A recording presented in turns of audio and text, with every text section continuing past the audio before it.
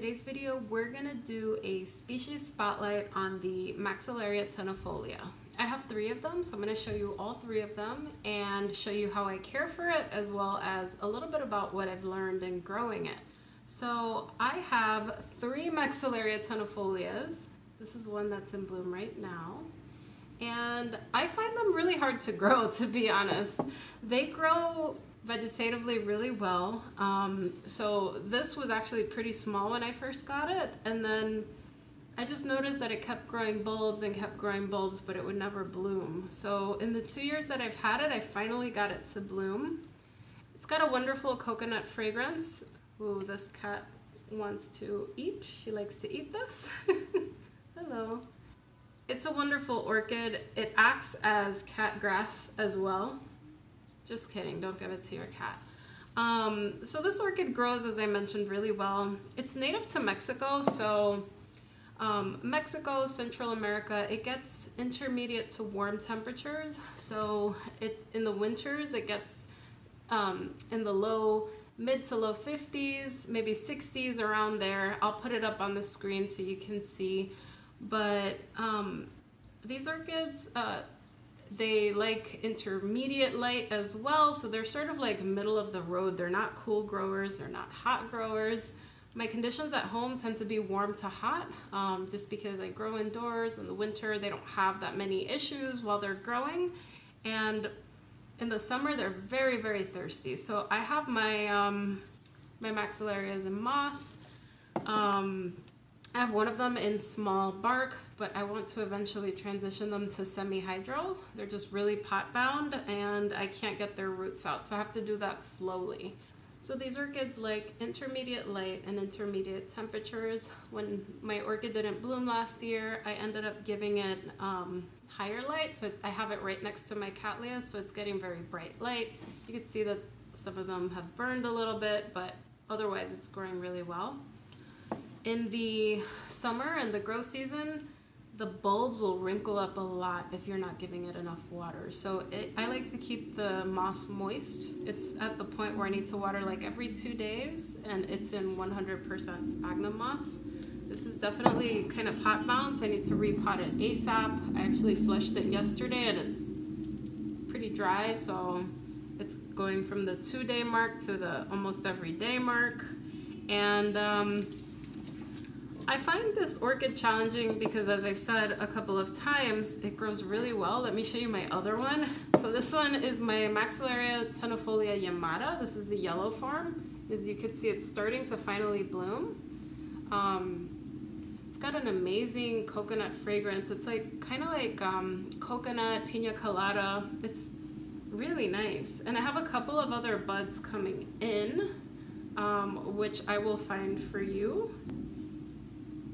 Or one right here. This is a bud, another one. So this one should continue to bloom.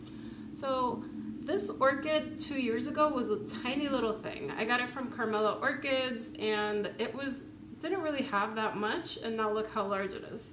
So the problem is not growing it, the problem is blooming it. So I did some research. I think I went to orchidboard.com and different resources online to see how other people are growing this and how they're able to bloom their Maxillaria Tenufolias, and I found something interesting. So I read that this orchid has a very long grow period, so you want to water it very well in the summer, which is what I do. It's in moss. It gets water very frequently. As soon as it dries out, I give it water. I was doing that year-round because I would notice that the bulbs would wrinkle a little bit. You could sort of see, if you look a little closer, they would wrinkle just a tiny bit. So I was a little concerned about that, and I thought I had to water all the time. What I ended up doing was I read that these orchids have a drier winter period. So instead of watering it all the time, I tapered back on the water in the winter. And I let them just dry up to the point that they look really, really desiccated. With that said, the minute I watered it, the bulbs would plump back up. But I also changed one aspect of its care. I completely stopped fertilizing in the winter. So I was reading about some growers with having this orchid, and they would just completely stop the fertilizer altogether. That goes against the way that I care for all of my orchids, and that when they're growing, I like to feed them, and this orchid does not stop growing. So I just completely stopped it. I treated it kind of like a deciduous dendrobium, where I stopped feeding it altogether, but it was growing, and it worked. So I was finally able to get blooms on the Maxillaria tenufolia, and I think it was a combination of making sure that the orchid got no fertilizer this winter, and this spring now we have blooms, so that's really nice. I also tapered back the water, and I wasn't afraid that these bulbs would get really dry. So if you guys taper back on the water in the winter, that's something that you guys are pretty much doing anyway. But completely stop the fertilizer on this one. I found results this year that I did not get last year, so I wanted to share that. Something else to consider if you're having a hard time blooming this orchid, in the wild it gets a day-night differential, so if you're able to cool it down a little bit at night, if you could anyway get it to like 60 degrees, 55 degrees, if possible, within reason, of course. If you're growing indoors, that'll help it as well. It wouldn't hurt. I think a lot of problems with blooming some orchids is that if you're growing indoors, they don't get that nighttime differential. So I like to open up my window in the grow space and make sure that it gets a little bit cooler at night. I can't obviously do that in the winter when it's like 20 degrees outside. Maybe I'll crack it just a little bit, but it kind of helps. In the summer, it's really tough, but it does help if you're able to provide that. So taper the water, stop the fertilization, and if possible, cool it down at night. This doesn't get too cool at night, but I do try to give a day-night differential when in the spring, when I could open up the window just a little bit to cool down the grow space. So this one is my Maxillaria tenufolia, the standard version. I got this from Carmela. And these have like a purple burgundy type flower. You could kind of see here. And then I have the Maxillaria tenufolia Yamada, which is just beautiful. It's got yellow flowers. It smells kind of like a pina colada, very coconutty, very beautiful. I really like it. I find that it has a longer growth habit than the standard Maxillaria tenufolia. If you could see, one is shorter and like grows outside while this one grows upward. They all kind of grow upward, but this one, Yamada, is more prone to that. And then I have a really special one. So let me get this out of the way.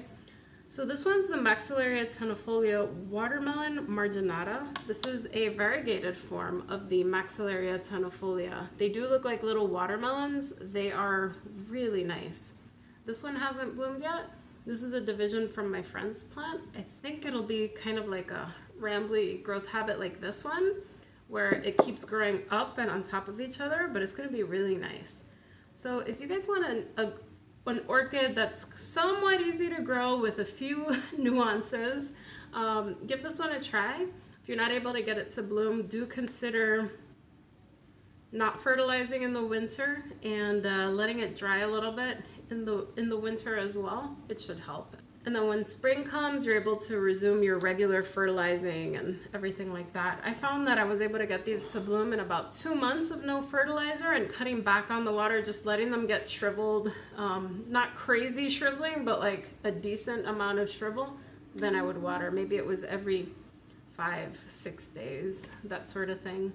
And if you think about it, orchids, when they're stressed, they panic and they have to reproduce, and the flower is a way of reproducing. So I think I was able to make this orchid panic by not giving it water, by not feeding it, and it was, I mean, it makes sense. Instead of growing more, it was just trying to reproduce. But now it's getting its fertilizer, it's getting its water, and I will be able to enjoy those beautiful blooms.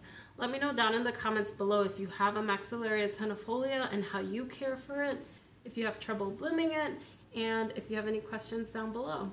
If you like this video, don't forget to give it a thumbs up and subscribe for more orchid content. Bye guys!